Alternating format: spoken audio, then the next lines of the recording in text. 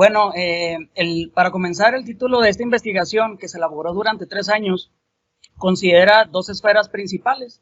La primera es la estructura urbana y la segunda es la movilidad cotidiana, por lo que veremos a lo largo de la presentación el desarrollo de estos dos elementos. Por lo tanto, el título del trabajo es Impacto de la estructura urbana en la movilidad cotidiana de Ciudad Juárez, Chihuahua. El contenido de la exposición se divide en 5 partes fundamentales. La introducción, donde se hablará acerca del planteamiento del problema, los objetivos, la hipótesis y la justificación. La segunda, referente al marco teórico, donde se expondrán los principales teóricos de los modelos de estructura urbana, de localización y de movilidad cotidiana, con un discurso teórico conceptual. La metodología, que mostrará las técnicas empleadas para el análisis y generación de resultados, como la dependencia espacial, las encuestas origen-destino, el análisis de redes y los modelos de regresión espacial. Una cuarta parte, donde se explicarán los resultados de la identificación de los centros de empleo, los límites, los costos y patrones de movilidad cotidiana, así como la descripción de un atlas de movilidad, la concatenación de los resultados de los subcentros de empleo y la movilidad cotidiana y los resultados de un modelo de regresión espacial múltiple geográficamente ponderado. Por último, las conclusiones, donde se discutirán los hallazgos de este trabajo. En primera instancia, en el planteamiento del problema se tomaron en consideración 5 esferas principales. La primera, acerca del crecimiento de población, y para dar contexto, en Ciudad Juárez se habla acerca de la historia que tiene la ciudad. Esto principalmente porque se encuentra en una localización estratégica binacional con los Estados Unidos, lo que fue muy atractivo para la empresa maquiladora venir a instalarse y generar empleo. Esto generó un efecto migratorio de personas provenientes de otros estados, principalmente del sur de la República, para buscar oportunidades de empleo en la industria manufacturera. En este sentido, el incremento demográfico fue sobresaliente. Como dato relevante, se tiene que en 1940 existían casi 49,000 personas, mientras que en el 2015 ya se contabilizaron poco más de 1,300,000. Esto quiere decir que en 75 años el crecimiento de población fue más de 1,300,000 personas. Y si esto se desea visualizar de manera más reciente, de 1990 al 2015, hubo un incremento del 64.6% de la población, según los censos del INEGI, los censos de población y los eventos intercensales. Y eso se considera como un incremento importante. Esto también va de la mano con la segunda esfera, referente a la expansión territorial. En 1990 al 2015 hubo un crecimiento de área del 151.6%, con una tendencia hacia el suroriente de la ciudad, y a su vez esto generó localizaciones de centros laborales de forma dispersa, alejados de las zonas habitacionales, o viceversa. Incluso también existieron proyectos de vivienda alejados de los centros urbanos. Esto lo destaco de color verde porque a partir de aquí se generó la hipótesis y el planteamiento de los objetivos. En términos de movilidad, Ciudad Juárez se encuentra en la 11ª posición a nivel nacional y en el lugar 581 a nivel mundial en congestión vehicular. Según datos del INRIX al 2020, se tiene una velocidad promedio de 40.2 kilómetros por hora. Por supuesto, este efecto del crecimiento acelerado de vehículos automotores particulares fue registrándose principalmente en el 2017. Según datos de recaudación de rentas de la ciudad, para el 2017 existe poco más de 524,000 vehículos registrados, y registró también un incremento del 2015 al 2017 de 10.7%. Esto, si se traduce a números llanos, equivale a que en un kilómetro cuadrado existen 1,632 vehículos y por cada 2.5 personas existe un vehículo automotor. Es necesario hacer énfasis que este dato únicamente considera vehículos registrados. Faltan agregar vehículos que no tienen un registro oficial, o también los turistas que vienen del vecino país, en este caso del Paso, Texas, ¿no? Según el Instituto Mexicano de la Competitividad, Chihuahua tiene un nivel medio-bajo acerca de la competitividad por movilidad. Y esto es a nivel nacional al 2015. Y esto obviamente tiene repercusiones a nivel económico. Por otro lado, las encuestas que ha realizado el IMIP y el Ayuntamiento de Juárez han obtenido datos acerca de la calidad de los servicios de transporte público y muestran una baja eficiencia en el servicio y también un inadecuado estado de la infraestructura para la movilidad por medios motorizados y también no motorizados. Es importante recalcarlo. Aquí se incluyen las banquetas que frecuentemente utiliza el peatón. Esto también va relacionado con la reducción a la inversión económica para destinarla a la infraestructura. Según el Instituto de Políticas para el Transporte y el Desarrollo, en todo el país se redujo la inversión a un 56% del 2011 al 2015.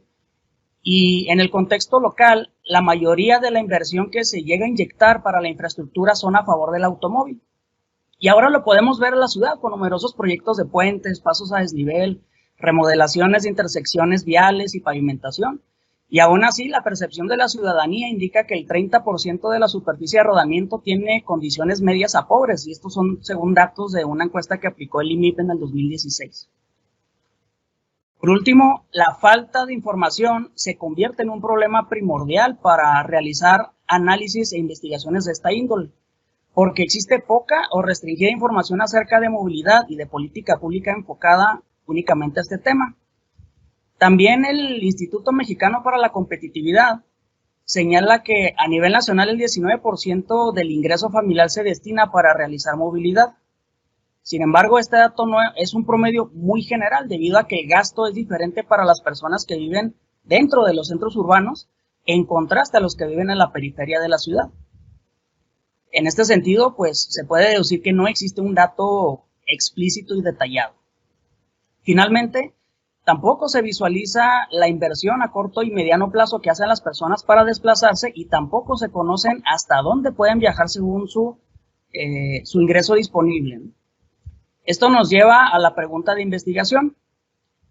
¿Cuál es el impacto de la estructura urbana en el costo de la movilidad cotidiana en Ciudad Juárez? De aquí se desprende el objetivo general, que es evaluar el impacto de la estructura urbana en la movilidad cotidiana de la población de Ciudad Juárez, Chihuahua, durante el periodo 2019. Y para alcanzar este objetivo se plantean tres particulares. El primero es identificar los subcentros de empleo como elementos principales de la estructura urbana. El segundo es analizar los límites, costos y patrones de movilidad cotidiana. Y por último, definir un modelo de estructura urbana de la ciudad que relacione los subcentros de empleo y los desplazamientos cotidianos. Por lo tanto, la formulación de la hipótesis es la siguiente. La movilidad dentro de la ciudad está limitada por el costo que implica superar la fricción del espacio, siendo un factor importante el tiempo e ingreso económico familiar disponible, así como la estructura urbana y la localización de la vivienda. En términos de fricción de espacio, el término de fricción del espacio habla acerca de todas las complicaciones que tenemos al viajar de un punto a otro. Puede ser el clima, puede ser la topografía, puede ser el combustible, la eficiencia del medio de transporte, etc.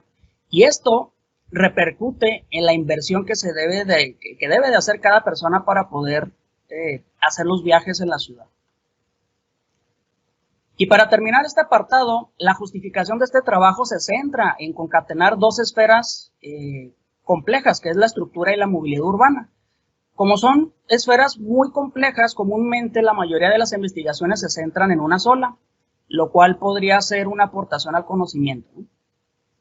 También se busca hacer una metodología original y replicable, que pueda ser útil para hacer otros estudios.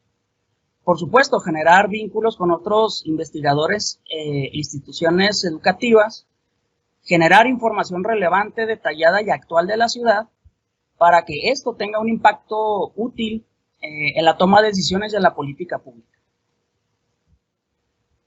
Bueno, como marco teórico es un apartado muy extenso. Aquí en forma de diagramas presento las tres partes principales del marco teórico. En la primera se habla de la estructura urbana, la teoría de localización como articulador entre la estructura urbana y la movilidad cotidiana. En la primera parte, aquí hago un listado de los teóricos que han sido parte fundamental en las investigaciones modernas. Y se dividieron en clásicos y en latinoamericanos, ¿no? En los modelos clásicos se manejan los modelos de Burgess desde 1927 hasta el de Murdy, del modelo de estructura residencial de 1969. Después, para contextualizar los posibles modelos que puedan surgir a partir de esta investigación, se tomaron en cuenta los modelos latinoamericanos a partir de 1996 con Larry Ford y se hizo una revisión hasta el 2003 de Axel Bosford, ¿no? Básicamente los modelos latinoamericanos son las combinaciones de los modelos clásicos y se pueden encontrar a simple vista algunas semejanzas con las características particulares de Ciudad Juárez. En términos de la teoría de localización, también se utilizaron las teorías clásicas como la de von Thunen, la teoría de la localización agrícola, porque esta es la teoría que es la base de todas las investigaciones modernas. Y aún así se llegan a tocar otras teorías como la de Weber, Hotelling, Christaller, Isard, pero también en el contexto urbano se toma en consideración la teoría de Alonso acerca de la localización residencial. Y por último, en la esfera de movilidad cotidiana, pues sí hay que aclarar que es un concepto muy amplio, ha ido cambiando con el paso del tiempo y estos son los autores que considero son muy relevantes en la actualidad porque definen exactamente la movilidad cotidiana. Lo que sí tienen en común es que una definición muy concisa y fría, que la movilidad cotidiana son los desplazamientos repetitivos que hacen las personas dentro de la ciudad. Y en ese sentido ya trabajan o existen investigaciones de los momentos del viaje, desde enfoques objetivos, subjetivos, incluso físicos, psicológicos, entre otros. Y muchos trabajos, por ejemplo el de Peter Naes, que hace un análisis de patrones en Copenhague. Boris Greisborg hace, ese trabajo es muy interesante porque verifica patrones de movilidad de la zona metropolitana de Ciudad de México. Andrea Gutiérrez es muy buen artículo de redefinición de la movilidad porque deconstruye el concepto y lo vuelve a actualizar, dándole un enfoque urbano. Y en cuestiones prácticas, Mireille Squash, Casado y obviamente el INEGI hacen diferencias acerca del concepto de movilidad cotidiana, transporte, y además incorporan la herramienta principal de encuestas origen-destino para poder recabar información. En este esquema se muestra la relación teórico-conceptual de la revisión de las investigaciones anteriores. De color naranja se observa todo lo referente a la teoría de localización y de estructura urbana. De color verde se enfoca las metodologías y conceptos de movilidad. Y de color azul los resultados alcanzados. Y en el extremo izquierdo, a partir de la dependencia de la estructura física y la movilidad, relación propuesta precisamente por Mireille Squash, origina una separación entre los lugares de trabajo y la vivienda. Este es un concepto que Greisborg llama desajuste espacial. Dentro del desajuste interviene el factor distancia con sus fricciones que ocasionan un costo que absorbe el viajante. Dicho costo impacta el ingreso económico después de descontar el costo de la renta según su ubicación. Esto ya había sido acuñado por Hayek en 1926, pero se ha abordado muy poco. Por otro lado, factores como el valor del suelo, el costo del mantenimiento de la vivienda, la densidad de población y el balance entre el empleo y la vivienda crean una correlación entre la estructura urbana y la movilidad. Alonso analiza el ambiente urbano con las especificaciones residenciales y basa su hipótesis a partir del modelo de Thunen de 1826 y determina que efectivamente existe una relación en el costo de la renta y el transporte. Con base a lo anterior, se propone la existencia de un remanente que puede ser utilizado para otras actividades, las cuales requieren transporte, lo que puede interpretarse como una restricción para la movilidad y, en consecuencia, un grado de inaccesibilidad de bienes y servicios que limitan el derecho a la ciudad. Y recordar que ese tema o ese concepto de derecho a la ciudad fue acuñado por Lefebvre en 1969. El costo de la renta está ligado a las teorías de localización basada en los modelos clásicos que describen la relación entre la ubicación específica y el beneficio adquirido por las distancias que conectan entre puntos importantes. En segundo lugar, el gasto en recursos primarios dependerá de las características de la estructura urbana, por ejemplo, la clase social, la ubicación, colindancias y elementos estructurales con las que interactúan. Esta información también está relacionada con las teorías de localización y hasta este punto se observa que los modelos latinoamericanos complejos podrían tener algunas semejanzas con la de Ciudad Juárez. Desde la movilidad cotidiana, para acudir al trabajo o hacer otras actividades, la medición de la fricción de la distancia generalmente se hace por medio de la impedancia de distancia o tiempo. Estas variables, incluyendo el costo económico, describen las conexiones entre los nodos, especificados por la estructura urbana como los orígenes y destinos. Al contar con estas variables adquiridas por medio de las encuestas, se propone la implementación de análisis de redes y de dependencia espacial para relacionarlas y medirlas. Finalmente, así se pueden obtener los 4 resultados de color azul. El diagnóstico, por ejemplo, el diagnóstico de los subcentros de empleo y movilidad urbana, una estructura integrada de movilidad de subcentros de empleo, un modelo regresivo de viajes, empleo y valor catastral, y por último, un atlas de movilidad. Dentro de la metodología se utilizó la técnica de autocorrelación espacial, la cual permite encontrar entidades con atributos espaciales similares y reconocer patrones. En otras palabras, esto ayuda a entender el grado en que una variable es similar a otras cercanas. Lo antes dicho está fundamentado por la primera ley de la geografía de Tobler, la cual sostiene que geográficamente todo está relacionado con todo, pero los objetos cercanos están más relacionados entre sí a comparación de los lejanos, claro, ¿verdad? Por lo tanto, dentro de la autocorrelación espacial, los valores altos y que tienen similitud con sus vecinos se les conoce como puntos calientes. De manera simple, esto se puede explicar como la suma de la localización geográfica y el valor de una variable en Z. En este caso, se utilizó la variable empleo proporcionada por el INEGI mediante los censos económicos que realizó en 1993, 2004, 2009 y 2014. Con la cantidad de empleo se calculó un índice de densidad de empleo expresado con la división del total de empleos entre el área de la JEF, expresado en hectáreas. Dicho indicador se usó en la técnica de autocorrelación espacial global y local de I. de Morán y G. de Gettysburg.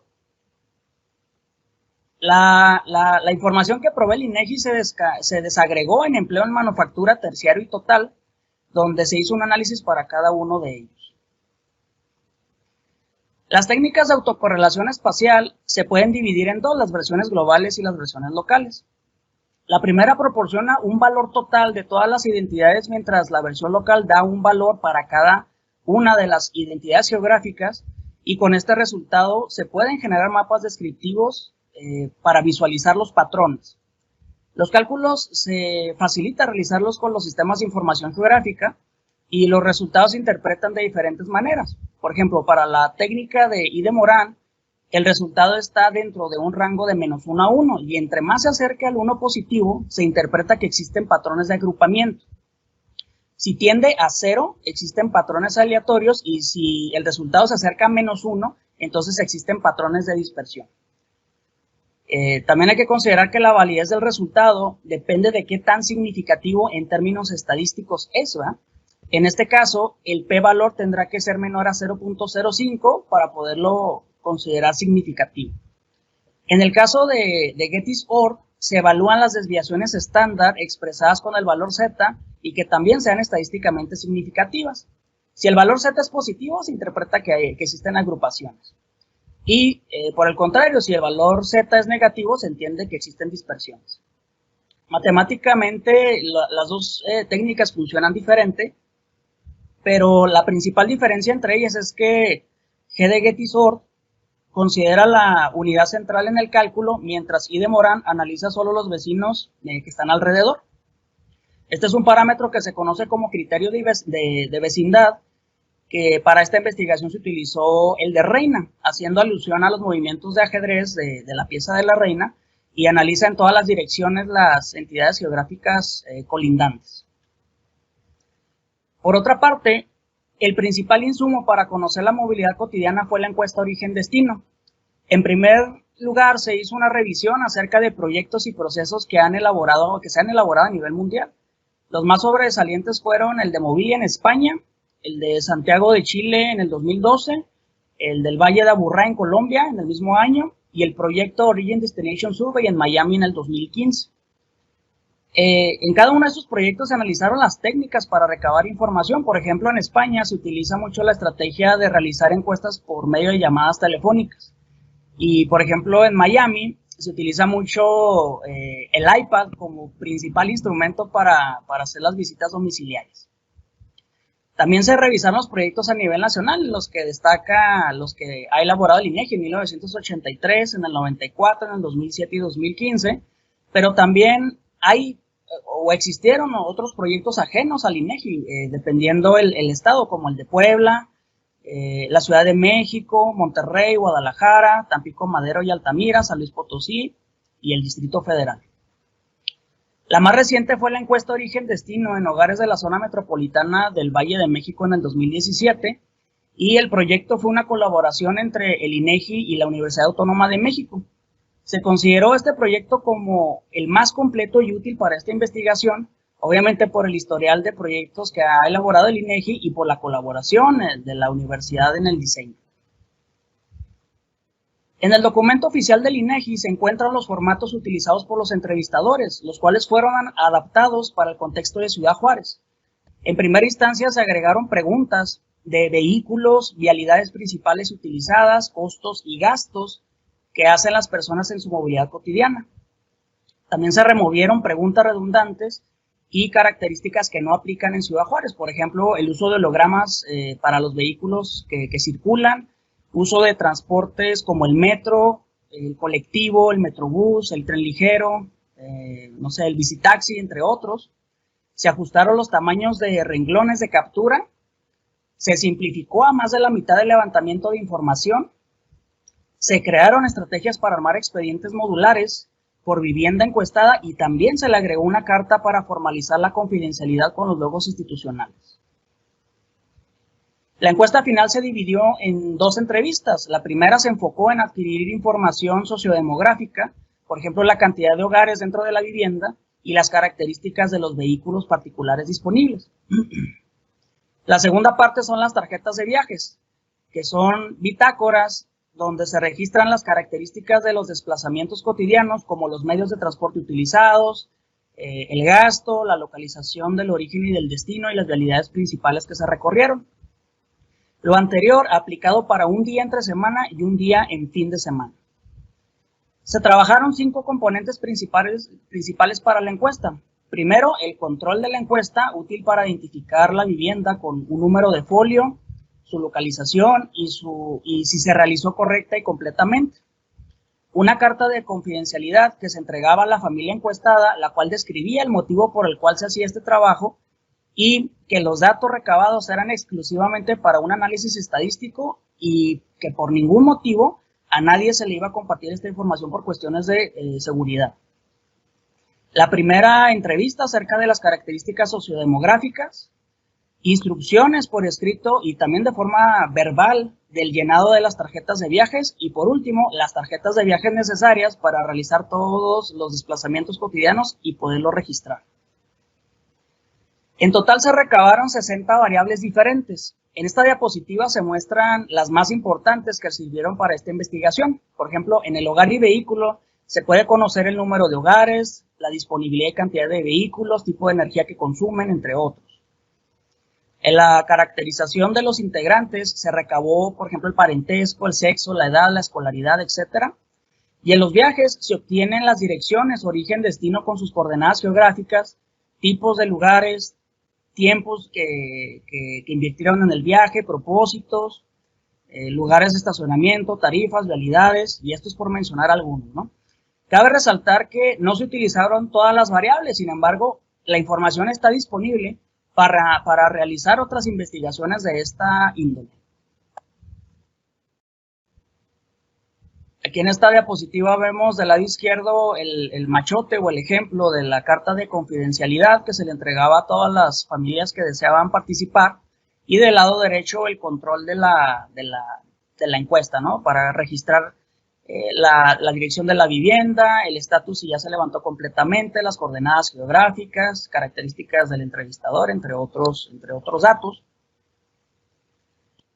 En la siguiente diapositiva se muestran del lado izquierdo las instrucciones de llenado, se dejaban por escrito y también se daban de forma verbal. Incluso más adelante vamos a ver que se compartían unos videos que de manera muy gráfica explicaban el llenado. Y del lado derecho se llenaban las características de la vivienda y de los vehículos, por ejemplo, el cilindraje, qué tipo de placas tiene, el modelo, el año, entre otras cosas. Esta es la encuesta sociodemográfica. Aquí se registraban a todos los integrantes de la familia y se preguntaba el parentesco, el sexo, la edad y a qué se dedicaba. Y esta es la tarjeta de viajes. Cada una de estas tarjetas se llenaba por un viaje. Por ejemplo, si una persona realizaba 2, 3 viajes, se tenían que llenar 2, 3 de estos tipos de formatos, ¿no? Se preguntaba el origen, el destino, el motivo, el tipo de lugar al que iban, los medios de transporte que utilizaban, cuánto les costó, si hicieron paradas intermedias y entre otras cosas más detalladas. Para determinar la cantidad de encuestas a realizar y abarcar en toda la ciudad, se utilizó la fórmula tradicional de población finita para el cálculo de muestras, donde la población conocida fue el levantamiento que hizo el INEGI en el Censo de Población del 2010 y se pudo extraer que en ese año existían en Ciudad Juárez 361.470 viviendas habitadas. Se seleccionó el nivel de confianza del 95% a partir del recurso disponible para realizar las encuestas en campo y al no conocer la probabilidad a favor y en contra se establecieron los parámetros críticos del 50% para cada uno de ellos. Se consideró un error muestral también de 5% y como resultado se obtuvieron 384 viviendas que debían ser encuestadas en su totalidad para tener una justificación estadística. Antes de distribuir las encuestas, dichas muestras tenían que estar localizadas dentro de polígonos definidos. Para esto se consideró una investigación de Fuentes, Peña y Hernández del 2018 acerca de la medición multidimensional de la pobreza en Ciudad Juárez. En dicho artículo se encontró una división de la ciudad en agrupaciones de AGEP que contaban con similitudes en características sociodemográficas. Ellos calcularon a partir de 13 variables, también adquiridas del Censo de Población del 2010, y con una metodología propuesta por la Coneval, generaron 64 unidades territoriales de análisis conocidas como UTAS, que podemos observar en el mapa de la derecha. Entonces, en este sentido, la ciudad se fragmentó o se dividió en 64 polígonos con similitudes sociodemográficas similares. Primero se trabajó una cartografía de valores catastrales a nivel lote, con datos de la Oficina de Catastro de la ciudad, y posteriormente se agruparon los valores catastrales similares y se distinguieron en diferentes colores para analizar la variedad de valores que existen dentro de cada UTA. La cantidad de muestras para cada unidad se calculó a partir del total de viviendas habitadas dentro de cada una de ellas y se distribuyeron equitativamente en todos los valores diferentes de los suelos internos que había en la UTA, con el objetivo de tener un levantamiento homogéneo en términos de localización geográfica y también de estratos socioeconómicos.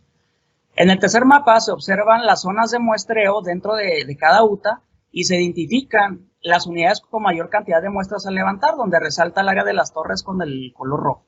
Esto también es indicativo de que en esa UTA existe una mayor cantidad de viviendas habitadas. Se implementaron varias estrategias para llevar a cabo el levantamiento en campo. En primera instancia, la encuesta se decidió aplicarla con impresiones en papel y se recabaron el 71% de las viviendas encuestadas por este medio. El 29% restante fue por medios digitales. Por ejemplo, todos los formatos se convirtieron a imágenes JPG que podían ser llenados con medios como el stylus, el iPen o la escritura con el dedo, y también se convirtieron los mismos formatos a formularios en PDF que podían ser llenados en computadoras, tablet o hasta en celulares. También se crearon 3 videos de capacitación para llenar correctamente los formatos. Los videos se encuentran en línea en YouTube y pueden ser consultados en todo momento. El primer video es una introducción donde se habla acerca de las generalidades del proyecto y hace un resumen del proceso de la entrevista. El segundo video explica por medio de ejemplos el llenado de la encuesta sociodemográfica y el tercero se enfoca al llenado de las tarjetas de viajes. En términos de logística, el levantamiento de campo se dividió en 5 fases. La primera, se realizaron las encuestas de personas conocidas que contaran con equipo tecnológico para poderles compartir los formatos, ellos lo llenaban y después lo entregaban. La segunda fase se hicieron solicitudes a conocidos para formar cadenas con otros conocidos de confianza y esto se tenía planeado para que proporcionen información sin sentirse inseguros por la situación que atraviesa Ciudad Juárez. En la tercera fase se invitaron a estudiantes de la UACJ para hacer encuestas y que ellos encuestan a otros conocidos. La cuarta fase fue publicidad en redes sociales donde personas interesadas podían participar. Y por último, que fue la más recaudatoria, fue la contratación de personal por comisión. En total, la colaboración de 132 entrevistadores, 16 capturistas y claro, las 384 familias fue fundamental para realizar este trabajo, por lo que aprovecho este espacio para agradecer su interés y confianza. Hubo 883 asignaciones de viviendas encuestadas, lamentablemente la mayoría no fueron devueltas o fueron llenadas incorrectamente, y esto por mencionar algunos motivos, y por lo tanto pues fueron desestimadas. Sin embargo, sí se pudo alcanzar la meta de las 384 viviendas que indicaba el cálculo de la muestra y fueron estas 384 completas y validadas, o sea que están completas. De esas 384 viviendas participaron 1.126 personas que registraron todos sus viajes cotidianos, es decir, 5.851 desplazamientos detallados y esto, al momento de capturarlo, resultó en 397.868 datos capturados listos para analizarse. Con esta información y con factores de expansión, se calculó que en toda la ciudad se generan 3.248.570 viajes en un día entre semana y en fin de semana 2.594.081 viajes.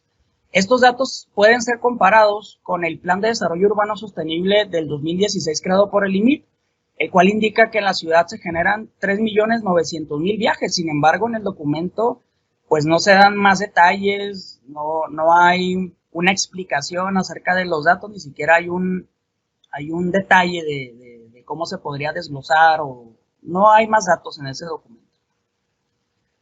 Para el análisis de redes, se tuvo que crear una red vial digital por medio de vectores de OpenStreetMap de acceso libre, la cual, pues como es acceso libre, no estaba actualizada, faltaban sectores de la ciudad y algunos datos eran erróneos.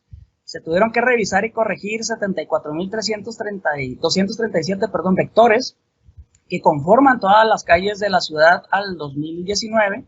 Se revisó su topología y se le asignaron atributos a cada vector como la velocidad máxima, se le agregó una jerarquía, el cálculo de la distancia, el tiempo recorrido, se especificaron restricciones de giros, pasos a desnivel y los sentidos.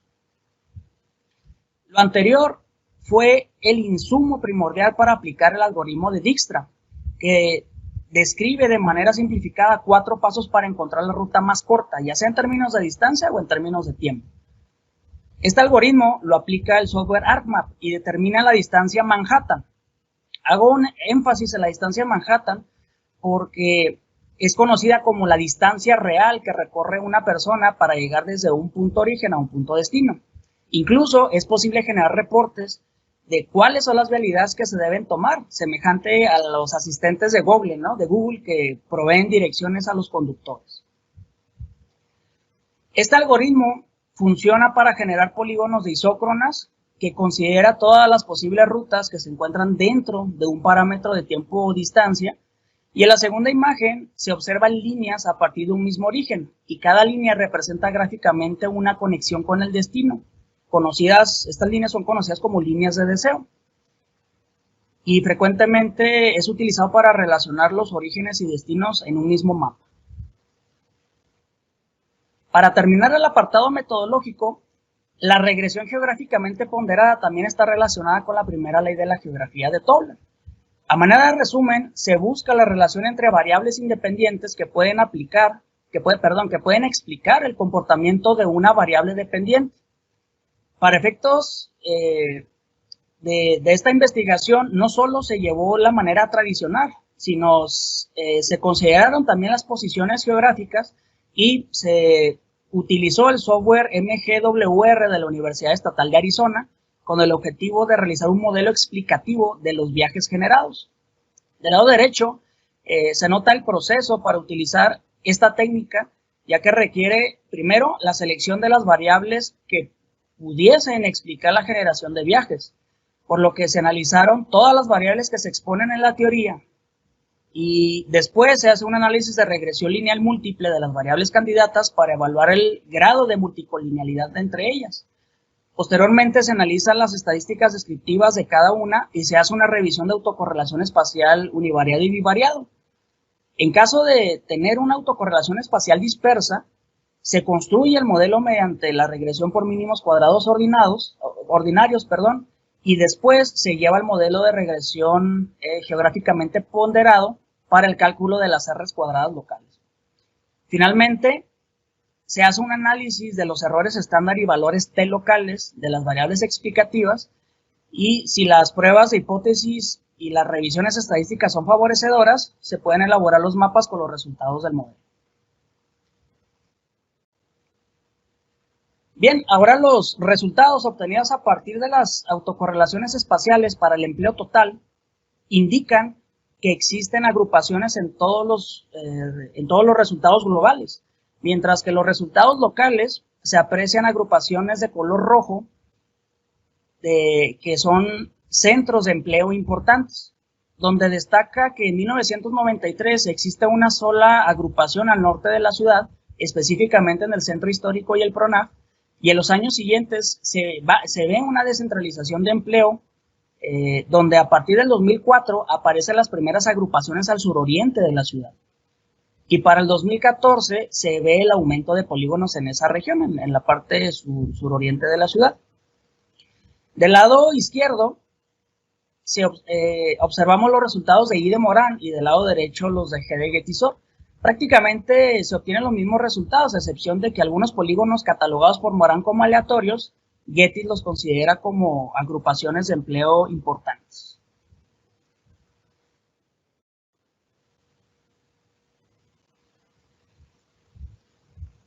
Ok, en términos de movilidad cotidiana, este mapa muestra la movilidad cotidiana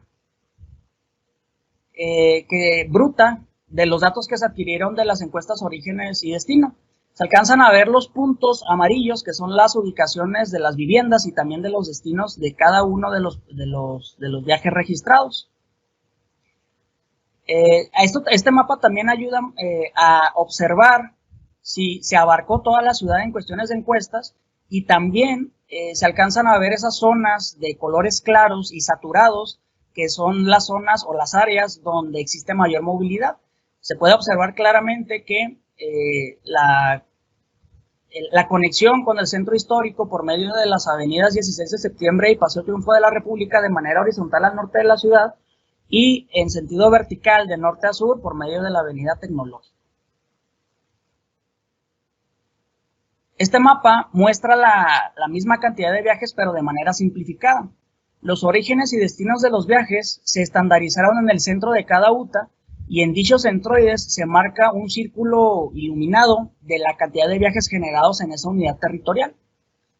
Y claramente se destacan los dos círculos más grandes al norte de la ciudad, que generan entre 332,000 a 411,000 viajes en los 2 días de análisis, y uno de ellos se encuentra en la UTA 11, donde dentro de la UTA está el centro histórico. Y la segunda UTA se ubica en la curva de San Lorenzo, que es la 16. En contraste, si comparamos los puntos de la periferia, se encuentran círculos más pequeños, que generan menos de 95,000 viajes en los 2 días de análisis. La totalidad de los viajes se puede representar por medio de una matriz origen-destino. Es una matriz muy grande.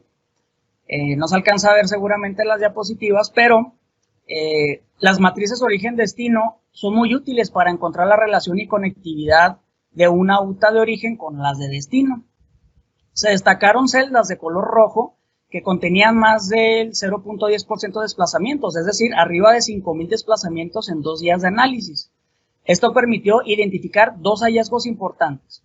El primero es que la UTA 11 y 16 son las que cuentan con mayor interacción con otras UTAs. Y el segundo hallazgo es que se forma una diagonal donde 54 de 64 UTAs realiza la mayoría de sus desplazamientos dentro de la misma unidad territorial. Esto es una evidencia de que las personas buscan solventar sus necesidades de movilidad lo más cercano posible al hogar. Y algunos datos, algunos hallazgos que se encontraron descriptivos con las encuestas origen-destino son los horarios de demanda. En esta gráfica se puede observar que efectivamente la movilidad tiene un comportamiento diferente un día entre semana y un día en fin de semana. Si se analiza la movilidad entre semana, se observa que comienza la actividad a las 4 de la mañana, que efectivamente son los viajes del primer turno de las maquiladoras. También destaca el pico máximo a las 7 de la mañana debido a la entrada a centros laborales y escolares. De 4 a 9 de la mañana se realiza el 34% de la totalidad de viajes de un día entre semana. Este es un parámetro muy interesante. Y desde las 12 de mediodía hasta las 8 de la noche se registra casi el 55% de los desplazamientos. Sin embargo, la mayor densidad de los desplazamientos es por la mañana. Y el fin de semana se muestra un comportamiento más uniforme, principalmente porque no existe la rutina y los horarios específicos de entrada y salida laborales. Además, se aprecia ligeramente una mayor movilidad en la madrugada debido a las actividades de ocio nocturno, ¿no? En términos de tiempo, el 83% de los desplazamientos invierte de 5 a 30 minutos. 10% de todos los viajes registran hasta 5 minutos, la mayoría realizados en automóvil. Esto apoya el argumento de Moctezuma, que es evidente el uso indiscriminado del automóvil por su uso en desplazamientos cortos. Y el 49% ronda entre los 10 a los 20 minutos y el 14% invierte más de 30 minutos en viajes dentro de la ciudad. Por otro lado, los medios de transporte resultaron de la siguiente manera. El automóvil es el que predomina en todos los medios de transporte, ya que el 69% de los desplazamientos se realiza por este medio. Le sigue el caminar con 18% y el camión o ruta se utiliza un 13%. Los otros medios de transporte como la bicicleta, el Uber, el taxi, la motocicleta, incluso el BRT, están por debajo del 1%. Esta gráfica ayuda a reflexionar acerca de la preferencia de los medios de transporte en la ciudad y permite plantear la pregunta acerca de cómo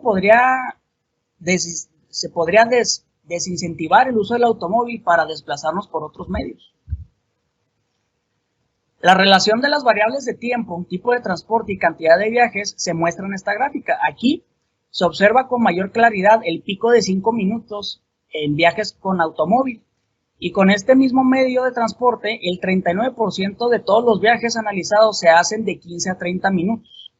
Caminar tiene 3 picos principales, 5, 10 y 15, donde más de 15 minutos es poco frecuente. Y el camión o ruta tiene un margen muy amplio que va desde los 10 hasta los 60 minutos de trayecto. Los demás medios de transporte tienen comportamientos variados y muy por debajo del automóvil, caminar y el camión.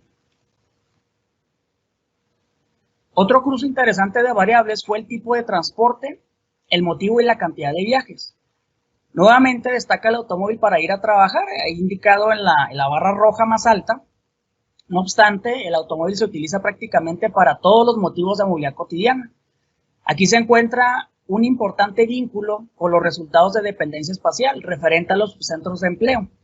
Es decir, con este hallazgo se establece el vínculo de la movilidad principal de la ciudad es por motivo del trabajo hacia los subcentros de empleo encontrados con las autocorrelaciones espaciales.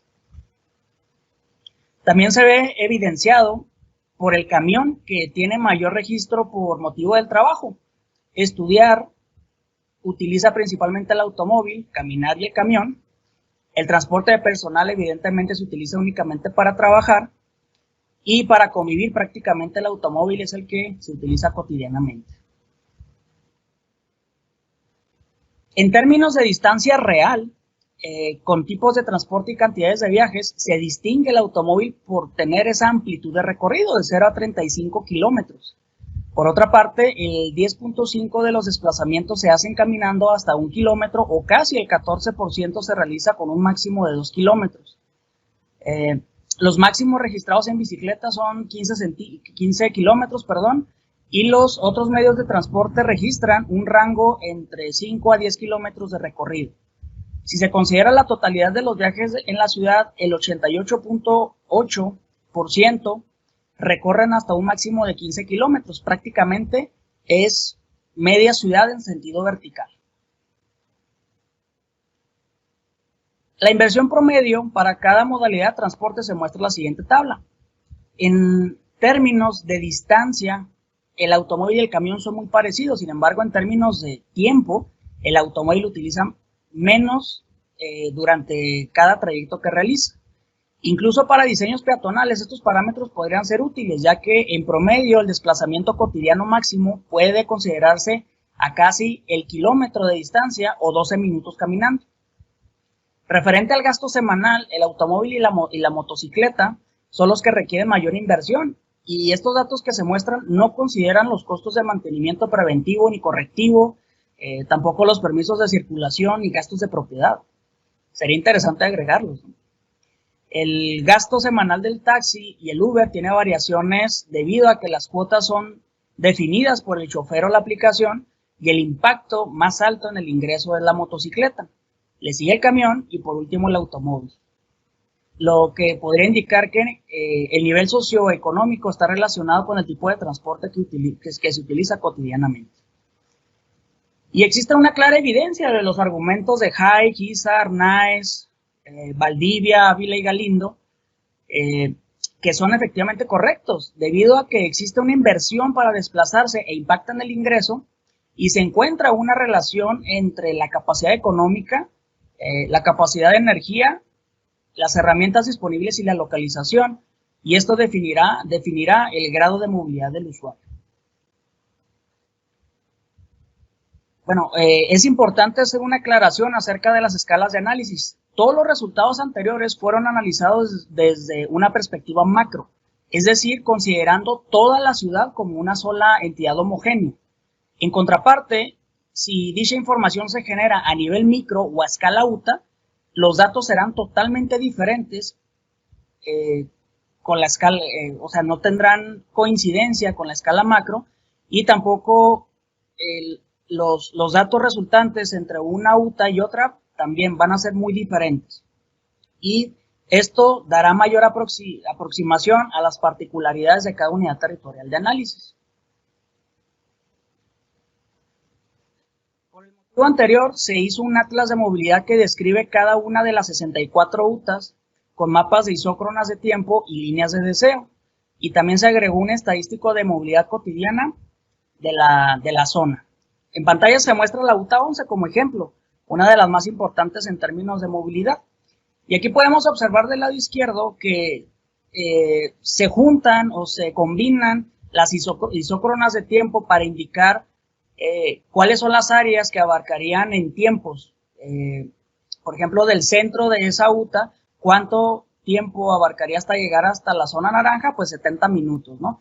Y todo esto fue calibrado para utilizar el automóvil debido a que es el que más se utiliza en la ciudad.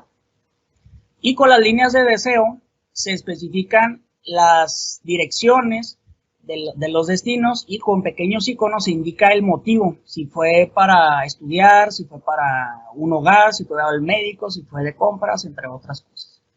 Y del lado derecho se muestran las estadísticas específicas de esa zona.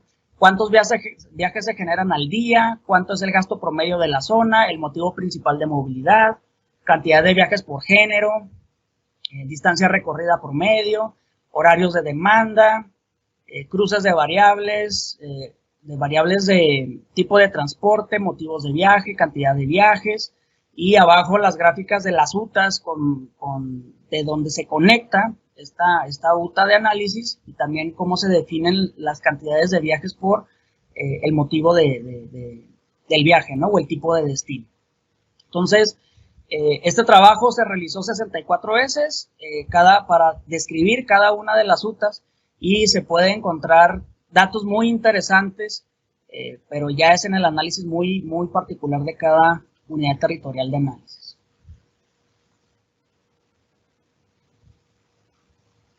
Al combinar los resultados de las autocorrelaciones espaciales y el análisis de movilidad, se obtuvo este mapa. De colores sólidos se señalan las áreas con demandas de movilidad muy baja a muy alta, y con patrones de líneas se indican los agentes resultantes de las técnicas de Moran y G de Getty-Sort. El hallazgo principal es que las áreas con mayor demanda de viajes coinciden con los subcentros de empleo, con mayor énfasis en el distrito central de negocios, que es el centro histórico, el PRONAF y la curva de San Lorenzo. Tanto las áreas de movilidad como los subcentros de empleo colindan con las vialidades principales, y algunas zonas de agrupación del empleo industrial coinciden con las categorías de movilidad medio-bajo. Esto es porque las empresas maquiladoras generan viajes únicamente de sus trabajadores y no para consumidores. Además, se observa una estructura lineal, es decir, dos periferias, una franja vertical en los extremos poniente y oriente de la ciudad, y la mayor cantidad de movilidad alta y muy alta se genera en el centro. El escenario antes descrito podría aclarar el por qué la ruta troncal 1, ubicada en el eje vial Juan Gabriel, el eje vial Juan Gabriel se encuentra en esta parte de aquí, no ha tenido un gran impacto de demanda de los usuarios.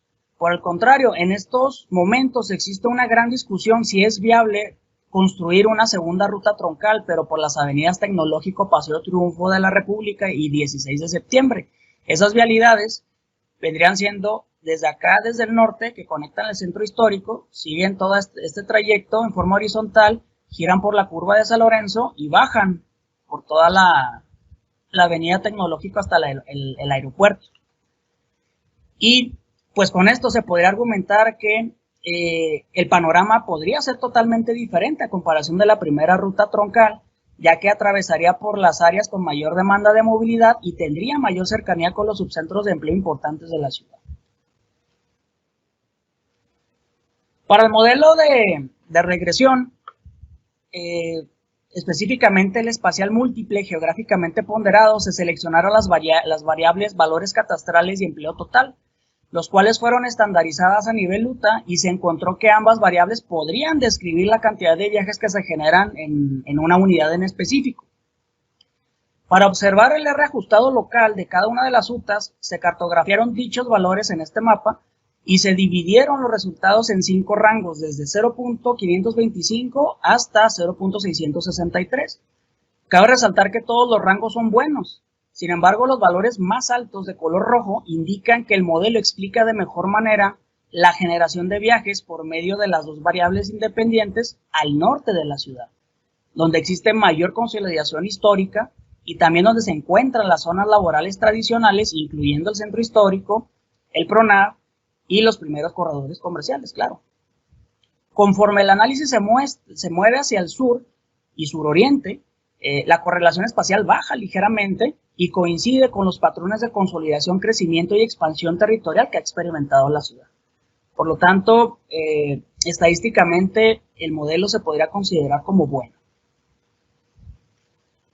Referente a las conclusiones, el último apartado de esta presentación, se abordan nuevamente las escalas de análisis antes descritas, donde la macro muestra de manera global los resultados y busca patrones generales que describen las dinámicas de los desplazamientos, así como los puntos más importantes de la ciudad, según su densidad de empleo y atracción, y también generación de viajes, por supuesto. También identifica puntos principales, vialidades, accesibilidades y movimientos interurbanos. En contraste, la escala micro muestra las dinámicas de movilidad con mayor detalle y contextualiza las características de la zona de estudio, por lo que se enfatiza que los resultados en la escala micro son diferentes a las demás UTAs y se aclara que una sola zona no definirá de ninguna manera el comportamiento general de toda la ciudad, porque son dos resultados y enfoques totalmente diferentes. El planteamiento de la hipótesis en esta investigación se centra en comprobar si existe una limitación de las personas para moverse a través de la ciudad, causado por el costo económico y de tiempo que implica superar la fricción del espacio. Y se encontró que efectivamente existen dichos límites según la localización de la vivienda, las actividades de primera necesidad a realizar en otro lugar, el costo y la forma de transportarse y las decisiones que toma cada persona al momento de realizar un viaje. A escala micro se encontró que la mayoría de las UTA tienen un comportamiento de movilidad más activo dentro de la misma. Recordar la matriz origen-destino, claro. Donde la mayoría de las personas busca realizar las actividades esenciales lo más cercano posible a sus hogares. En datos numéricos, esto se comprueba primeramente por el tiempo que dedica cada persona en moverse y la distancia que está dispuesta a recorrer, según los medios de transporte disponibles. Volviendo a la escala macro, se observan las ventajas de la localización de la vivienda respecto a los centros de empleo, obtenidos por las autocorrelaciones espaciales y las áreas con mayor movilidad, por lo que las viviendas que se encuentran en el eje vertical de mayor movilidad tendrán ventaja en la cercanía del lugar donde se pueden solventar sus necesidades con desplazamientos cortos. Por el contrario, las viviendas localizadas en la periferia tendrán mayor inversión al viajar hacia los centros urbanos importantes. En términos económicos, la localización dentro de las áreas de mayor movilidad tendrán una renta mayor con un bajo costo de la movilidad medido desde la perspectiva de la distancia, mientras que los más alejados tendrán una renta menor, pero con un costo elevado de transporte que absorberán cuando necesiten desplazarse para realizar actividades de primera necesidad en las zonas principales de la ciudad. Se confirman con esto los argumentos de von Thunen y Alonso. También desde las teorías de localización, la dispersión del empleo y de los comercios es muy atractivo tanto para los comerciantes, y esto visto desde la teoría de Weber, como para los consumidores tomando en consideración las teorías de Hotelin y Ford, lo que podría ser favorecedor para realizar desplazamientos cortos y disminuir los costos de movilidad de ciertas áreas. A manera de reflexión, las encuestas origen-destino sin duda son un instrumento de captación de datos que proveen información de primera mano, actuales y datos reales, sumamente útiles para realizar investigaciones sólidas y actualizadas. Es fundamental contar con insumos materiales, económicos, de mano de obra, de tiempo, incluso de logística para poder llevar a cabo el proceso completo de manera rigurosa. Pero sí es importante resaltar que es un proceso complejo, costoso y de larga duración, principalmente para los que no pertenecemos a instituciones o empresas importantes que cuenten con insumos. También es importante resaltar que la participación de las personas influye según el contexto en el que viven. Específicamente, Ciudad Juárez se caracteriza por la inseguridad, escenario que afecta a la participación ciudadana al momento de recabar información personal. Finalmente, en este trabajo se proponen estrategias que podrían ser útiles en otras investigaciones, ya que sí se pudieron reducir los costos de trabajo en campo.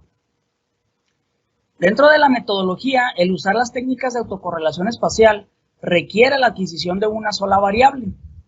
Por lo tanto, es mucho más sencillo y barato que si se compara con la aplicación de las encuestas. Por supuesto, el uso de una sola variable tiene limitaciones, pero en este caso, al comparar los resultados de los centros de empleo con los de movilidad, se encontró que coinciden, por lo que se recomienda utilizar este tipo de técnicas para ahorrar costos de recabar datos en campo.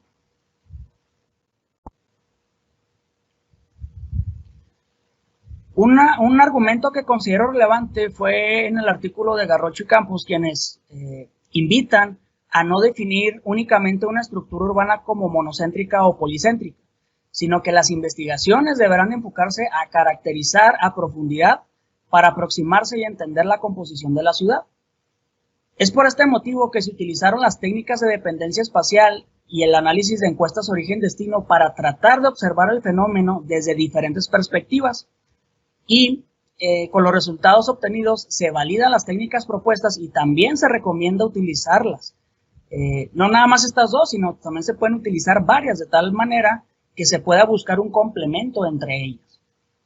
En este caso, el seleccionar una sola técnica, al momento de seleccionar una sola técnica, se recomienda evaluar los recursos disponibles. En caso de tener los suficientes, por supuesto que se recomienda la encuesta origen-destino, ya que es más enriquecedora que otras técnicas que utilizan una sola variable. Por último, es importante ahondar en las metodologías para interpretar adecuadamente los resultados. Esto lo destaco ya que durante la revisión bibliográfica se encontraron investigaciones muy interesantes, pero algunas de ellas no detallaban los procesos metodológicos ni las especificaciones de las herramientas matemáticas o de software. Y esto genera dudas acerca de la interpretación de los resultados que arrojaron esas cajas negras. Y una aportación de este trabajo es precisamente la descripción detallada de los procesos metodológicos empleados que se pudiesen utilizar en otras investigaciones.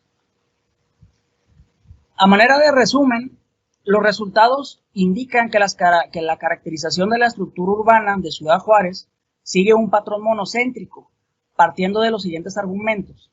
Se confirman las investigaciones de Fuentes Gutiérrez y Fuentes y Hernández de la existencia de un distrito central de negocios conformado por el centro histórico, que también va de la mano con el PRONAF y la curva de San Lorenzo al norte de la ciudad. Existe evidencia de la dispersión del empleo en la ciudad, sin embargo, las concentraciones del empleo terciario y algunos parques industriales importantes se concentran con mayor presencia en el norte, específicamente en el Distrito Central de Negocios. En términos de movilidad, la cantidad de viajes generados hacia el Distrito Central de Negocios supera por mucho a las demás UTAs, por lo que la toma de decisiones y la generación de políticas públicas podría centrarse con mayor presencia en esta zona. Otra manera de estudiar la estructura de la ciudad es por jerarquías, donde el Distrito Central de Negocios sería el lugar con mayor jerarquía por albergar una alta cantidad de empleos, generar alta movilidad, tener una diversidad de valores catastrales, también diferentes opciones de actividades a desarrollar, y también se relaciona con una gran cantidad de unidades territoriales de análisis que visitan el lugar. Por el contrario, no existe una exclusividad del centro, del Distrito Central de Negocios, como lo indica la teoría, pero aún sigue siendo importante a pesar de las restricciones que se deben superar para llegar a él. Y, por último, el hallazgo de que el valor catastral y la cantidad de empleos explican con buen sustento estadístico la generación de viajes, podría ayudar a generar más información utilizando esta relación de variables. Y bueno, para concluir esta presentación, la expectativa es para que los aportes teóricos, metodológicos y resultados puedan abrir un abanico de colaboración con otros investigadores e instituciones. También se busca que este trabajo sea replicable en otras ciudades y en diferentes contextos, ¿por qué no? Además, que la información generada sea utilizada en la toma de decisiones y en la actualización o generación de políticas públicas. Y para finalizar, se espera que esta investigación sea un aporte al conocimiento y sobre todo que sea para beneficio de la sociedad. Y con esto concluiría mi presentación. Muchísimas gracias.